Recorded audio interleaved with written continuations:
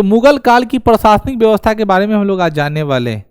अभी तक हम लोगों ने पढ़ा बाबर के बारे में, हुमायूं के बारे में, अकबर के बारे में, जहांगीर के बारे में, शाहजहां के बारे में, शाहजहां के चारों बेटा का नौटंकी देखे, उसके बाद औरंगजेब का कार्यकाल देखे, औरंगजेब का तांडव देखे, औरंगजेब किस प्रकार हिंदुओं पर अत्याचार करता था, गैर मुसलमानों को इतना सताता था, उसकी कल्पना नहीं किया जा सकता। सोचो आज के समय में भी औरंगजेब का जब नाम लिया जाता है तो एक बवाल, आतंकवाद कह सकते हैं, बवाल फंसा देता है।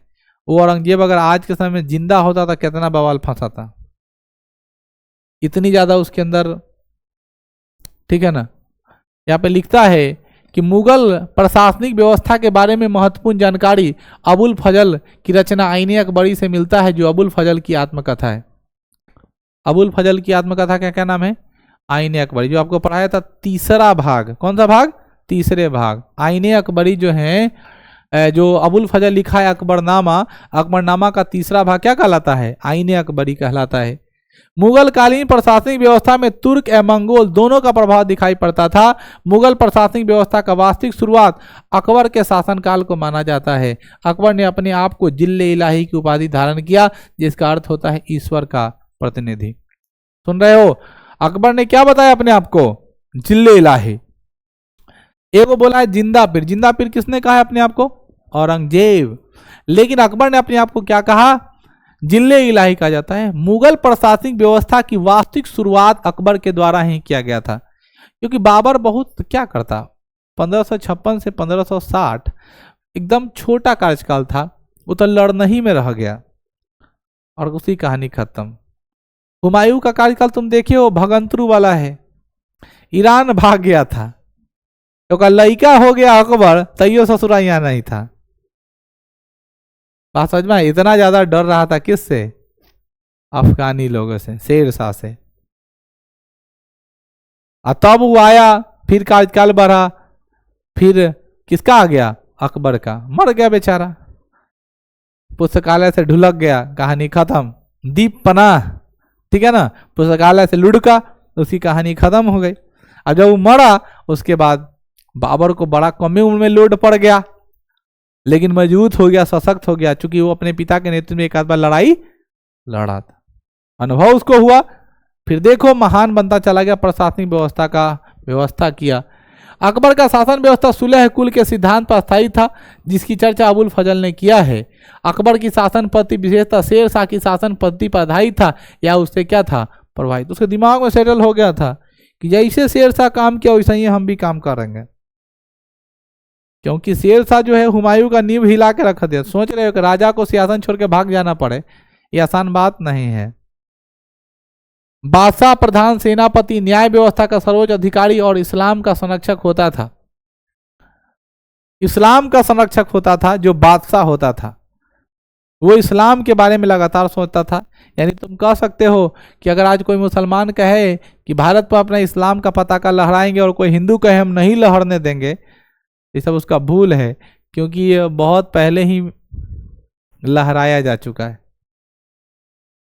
देखो यहाँ पे कहता है कि प्रशासन को सुचारू रूप से चलाने के लिए जो मंत्रिपरिषद होती थी, वकील की स्थिति प्रधानमंत्री की थी, साम्राज्य में बादशाह और उसका, ठीक है, सैन्य विभाग इस पद पर दूसरा स्थान था। केंद्रीय प्रशासन में सभी विषयों को प्रत्यक्ष नियंत्रण में थे। यह पद पहले बैरम खां के नियंत्रण में था, उसके पतन के बाद अकबर ने इस पद को मुनीम खां में नियुक्त कर दिया। अकबर अपने शासन के 8वें वर्ष एक नया विभाग दीवाने वजीरात एक कुल की स्थापना किया, जिसके प्रधान वजीर होते थे। इस विभाग का मुख्य कार्य वित्तीय मामले की जांच करना था। अर्थात यह कौन मंत्रालय था? दीवाने वजीरात ए कुल अर्थात वित्त विभाग, अर्थात फाइनेंशियल डिपार्टमेंट, जिसमें हमारे राज्य में राजस्व की वसूली कितनी हो रही है, कितना पैसा है, उसको वह देखता था। टोडरमल याद आ रहा है? अकबर के नवरत्न में एक बहुत बेशुमार व्यक्ति, राजस्व मंत्रालय, भूमि को देखने वाला व्यक्ति है ना, कौन? टोडरमल। अकबर ने वजीर के पद पर मुजफ्फर खां, टोडरमल और ख्वाजा शाह मंसूर को नियुक्त किया था। नाम याद आया? अब तुमको सिर्फ टोडरमल ही याद था, लेकिन यहाँ पर 2-3 गो नाम और आ गया। अब बीपीएससी का जब भी सवाल होता है ना तो यही सब नाम दे देगा। तो लड़का तो खाली टोडरमल याद किया हुआ है, और टोडरमल के चक्कर में उसका आंसर क्या हो जाएगा, गलत। जबकि नाम क्या है, मुजफ्फर खां ख्वाजा शाह टोडरमल मंसूर को नियुक्ति मिला। जहांगीर के समय वजीर के पद पर मिर्जा गियास बेगम अहमदुल्लाह की नियुक्ति भी किया था। शाहजहां के समय वजीर के पद पर अफजल खां, इस्लाम खां एवं सादुल्ला खां को क्या किया गया था, नियुक्ति की गई थी। औरंगजेब के समय में मैं बात करूं किसकी, औरंगजेब के समय में वजीर के पद पर आसम खां को क्या किया गया था, नियुक्त किया गया था। अब ध्यान सुनना, वजीर का मतलब तो आप समझ गए होंगे राजस्व विभाग को। तो अलग अलग टाइम में अलग अलग राजस्व रहा, क्वेश्चन यही से लगातार दनादन बनाएगा। अकबर के समय वजीर कौन था, मुजफ्फर खां टोडरमल ख्वाजा शाह मंसूर। जहांगीर समय वजीर कौन था, मिर्जा गियास बेगम। शाहजहां के समय वजीर कौन था, अफजल खां, इस्लाम खां, सदुल्ला खां। औरंगजेब के समय वजीर कौन था, असमद खां। सैन्य विभाग के प्रधान कौन थे, मीर बख्शी कहलाता था। अकबर के काल में धार्मिक एवं दान विभाग को सदर सुदूर कहा जाता था। इस विभाग का मुख्य काम शरीयत की रक्षा करना, उलमिल्लाओं की निगरानी करना, शिक्षा दान, न्याय विभाग और निरीक्षण करना। शरीयत समझते हो, शरीयत, इज्जत समझते, इज्जत, शरण समझते हो। तुम्हारा आबरू, तुम्हारा इज्जत बचा रहे, उस कैसे बचेगा, तो तुम्हारे अंदर आपके धर्म की शिक्षा देंगे। अरे धर्म है तभी ना तुमको समझाया जाता है कि माता पिता के चरणों में चारों धाम हैं, माता पिता भगवान जैसे होते हैं, माता पिता का हमें सम्मान करना चाहिए, न जाने और क्या क्या। ये कौन समझा रहा है, धर्म समझा रहा है। चाहे वो इस्लाम धर्म हो, चाहे सनातन धर्म हो, चाहे सिख हो, चाहे ईसाई, सब में वही तो समझा जा रहा है। अपने मम्मी पापा का, वो साई राम में गाना है, मुझे माफ करना ओम साई राम, तुझसे पहले लूंगा मम्मी डैडी का नाम। बच्चा गाना गा के समझा रहा है कि ये साई बाबा हमको माफ कर दीजिए, ठीक है ना, हम आपसे पहले किसका नाम लेंगे, मम्मी पापा का नाम लेंगे। और जो बच्चा ऐसा कर रहा है उसको तो सही में किसी चीज का दिक्कत। अब मम्मी पापा का काम है अपन भगवान का नाम ले। इसीलिए नहीं, आज भी सनातन धर्म में कोई भी कार्यक्रम किया जाता है तो उसमें पहला काम अपने माता पिता को, देखते नहीं हो, पैर पूजना वाला प्रोसेस है, बड़े बुजुर्ग को सम्मान करने का प्रोसेस। धोतिये पहना रहे हैं, वो सम्मान करना हुआ, बात समझ में आया, तब कोई जग अनुष्ठान करते हैं। इस काल में दान में दी गई भूमि सयुगल मदल ए मासा कहा जाता था। कहता है औरंगजेब के काल में जनता के नैतिक आचरण की रक्षा के लिए और शरीयत मुस्लिम कानून के विरुद्ध काम करने वाले व्यक्ति को रोकने के लिए मोहतासिव नामक पदाधिकारी को नियुक्त किया गया। गृह विभाग को मीर सम्मा कहा जाता था। नौसैनिक विभाग मीर बहर कहलाते थे, जबकि तोपखाना विभाग मीर आतिश दरोगा या तोपखाना कहलाता था।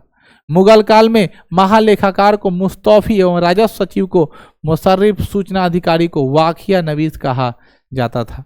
मुगल कालीन प्रशासनिक व्यवस्था को सुचारू रूप से चलाने के लिए पूरे मुगल साम्राज्य के कई प्रांतों में बांट दिया गया था। प्रांत को इस समय में सूबा कहा जाता था बच्चों, और सबसे ज्यादा सूबा जो है वह किस इलाके में था, जिस समय औरंगजेब था। प्रांत अर्थात सूबा को पुनः जिला सकार और जिला को परगना महाल में बांटा गया था। इस काल में प्रशासन की सबसे छोटी इकाई गांव मवदा दी होती थी। अकबर एवं जहांगीर के काल में कुल सूबों की संख्या कितनी थी, 15। शाहजहां के शासन काल में 18। औरंगजेब के शासन काल में कितना हो गया, 20, जो सबसे ज्यादा है। उपरांतों में ज्यादा विभक्त किया, सूबेदार बनाया, और सबसे ज्यादा हिंदू सूबेदार किसके काल में था, अकबर के शासन काल में। सॉरी अकबर बोला, औरंगजेब के शासन काल में वो हिंदू सूबेदार रखता था, क्योंकि सभी क्षेत्र में हिंदू राज कर रहे थे। और वह हिंदू पर इसलिए राज कर पाता था क्योंकि उसकी सांठगांठ हिंदुओं के साथ बहुत तगड़ा थी।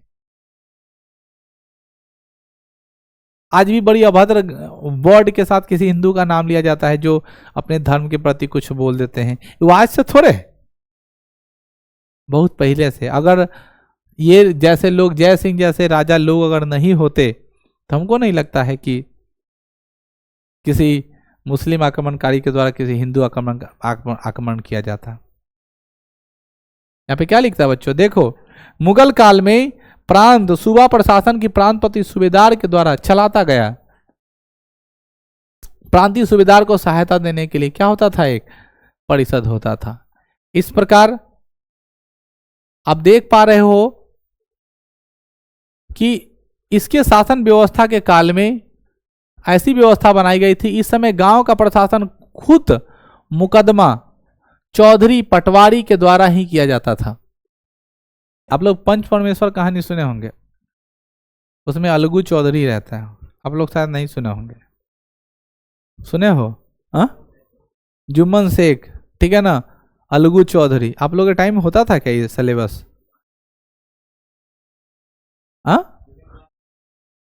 दो तीन क्लास में थे तब बे, ये तो 12th का सिलेबस है। 12th में 50 नंबर की हिंदी में 5 चैप्टर पढ़ने होते थे पहले। तुम लोग तो 50 वाला दिए भी नहीं होगे, तुम लोग 100 वाला दिए हो।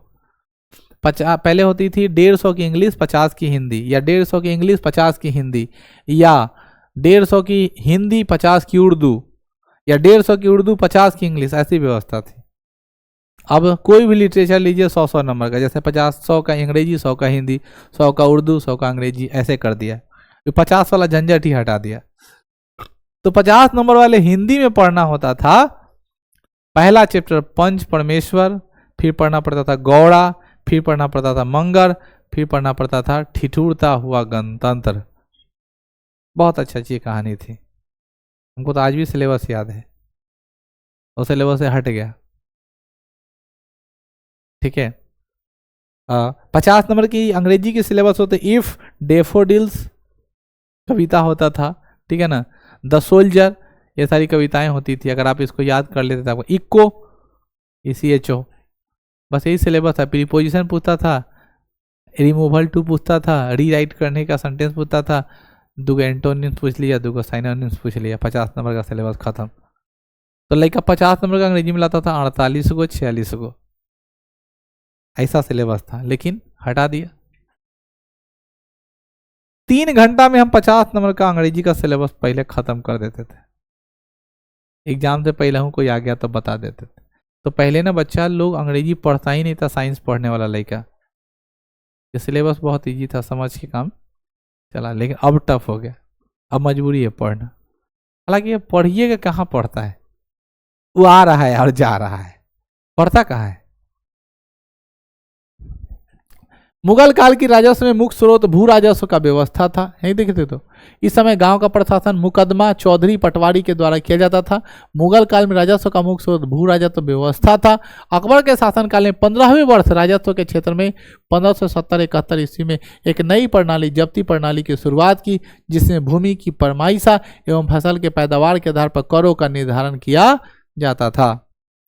यानी पैसा जो लिया जाएगा, टैक्स जो लिया जाएगा, वो कर का निर्धारण कैसे होगा, जैसा पैदावार हो वैसा कर का निर्धारण। अगर नहीं हो, ये अच्छा व्यवस्था था कि कमाएगा तो अगर खर्चा कर भी दिया तो कोई बात नहीं है। लेकिन जब्ती प्रणाली में शुरुआत किसने, टोडरमल के नेतृत्व में किया गया। जब्ती प्रणाली में तो समझ रहे हो, नहीं दोगे पैसा तो इसका जमीन जब्त करो, ऐसा व्यवस्था कर दिया गया। अकबर के शासनकाल में 31वें वर्ष में 1587 में भूमि मापी के लिए सिकंदरी गज के स्थान पर इलाही गज का प्रयोग किया गया। अकबर के समय मुगल प्रशासन की जो नींव रखी गई थी, वो औरंगजेब के काल में अपने चरमोत्कर्ष को प्राप्त कर लिया। अकबर ने जिस प्रकार का नींव रखा, जैसा अकबर चाहता था वैसा पूरा करने वाला कौन हुआ, औरंगजेब। एकदम खूंखार, खतरनाक कह सकते हो। मुगल काल में विभिन्न प्रकार के भूमि को कितने भागों में बांटा गया, 4 भागों में बच्चों बांटा गया। पहले भूमि को बोलते थे खालसा भूमि, यह राजकीय भूमि होती थी, जिस पर खालसा भूमि कैसा होता है, सरकारी जमीन होता था, जिस पर बादशाह का प्रत्यक्ष नियंत्रण होता था। यानी जो भी खालसा भूमि होती है, उस पर जब भी चाहता राजा जो चीज का निर्माण कर सकता था, उस पर दूसरा कोई निर्माण नहीं होता था। जैसे आज के समय हम लोग बोलते हैं ये बिहार सरकार का जमीन है, तो सरकार जब चाहेगी वहां पे वो कुछ बना सकती है। अगला है जागीर भूमि, वैसी भूमि जो वेतन के बदले पदाधिकारियों को दी जाते थे। तुम्हारे बाप का जागीर नहीं है, तुम्हारे बाप का जागीर कहने का मतलब तुम्हारा बाप कहीं काम किया है, उस काम के बदले जो जमीन मिला है उसी को क्या बोलते हैं, ठीक है ना, उसी को बोलते हैं जागीर। ठीक है। मदद ए मास भूमि, दान में दी गई भूमि मदद ए मास भूमि कहलाती थी। जो दान में दिया नामे है मदद, मदद कर दिया। सामान्य भूमि ये जनता की भूमि, तो याद होइएगा। खालसा भूमि राजा का जमीन। जागीर भूमि जो पदाधिकारियों को काम करने के बदले, वेतन के बदले जो जमीन मिलता हो। मदद खास जो दान में दिया गया है जमीन। समान भूमि जो जनता का हो। अकबर ने 1580 ईस्वी में आईने 10 साल नामक व्यवस्था को प्रारंभ किया, जिसके जनक राजा टोडरमल को माना जाता है। अतः इस व्यवस्था को टोडरमल बंदोबस्त भी कहा जाता है।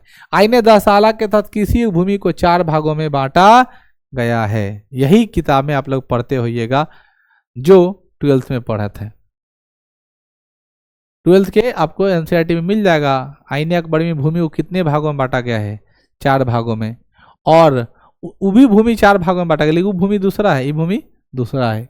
पहले पोजल भूमि, यह काफी उपजाऊ भूमि होती थी। सर्वाधिक करों की वसूली इसी भूमि से लिया जाता था। इस भूमि को बिना सिंचाई के संसाधन प्रयोग किए भी साल में कम से कम 2 फसल उगा लिया जाता है। दूसरा है पड़ती भूमि, यह पोजल की तुलना में कम उपजाऊ होती थी। इसमें प्रतिवर्ष कृषि कार्य नहीं किया जाता था। चाचर भूमि में 3-4 साल के अंतराल पर खेती होता था, जबकि बंजर भूमि यह सबसे कम उपजाऊ थी। इसे कृषि कार्य न के बराबर किया जाता, इसके कारण इस भूमि से सबसे कम कर ली। यानी पोजल ऐसा भूमि है जिसमें बिना पानी पटाए कितना साल में कितना फसल उगा, कम से कम 2 फसल तो उग ही जाएगा। जबकि पड़ती में फसल ही नहीं होता था। चाचर का तो बातें छोड़ो, 3-4 साल पर एक आध बार हो गया। और बंजर में तो कोई फसल ही नहीं होती थी। मुगल काल में भू राजस्व की वसूली नगद और अनाज दोनों प्रकार से किया जाता था। इसके अतिरिक्त वसूली के लिए एक नवीन व्यवस्था को प्रारंभ किया गया, जिसे मुक्तई प्रणाली कहा जाता है। बच्चों आज हम यहीं तक रखने रहते हैं, कल आप लोग को बटाई प्रणाली पढ़ाएंगे। ठीक है, चलिए थैंक यू, रहने दीजिए।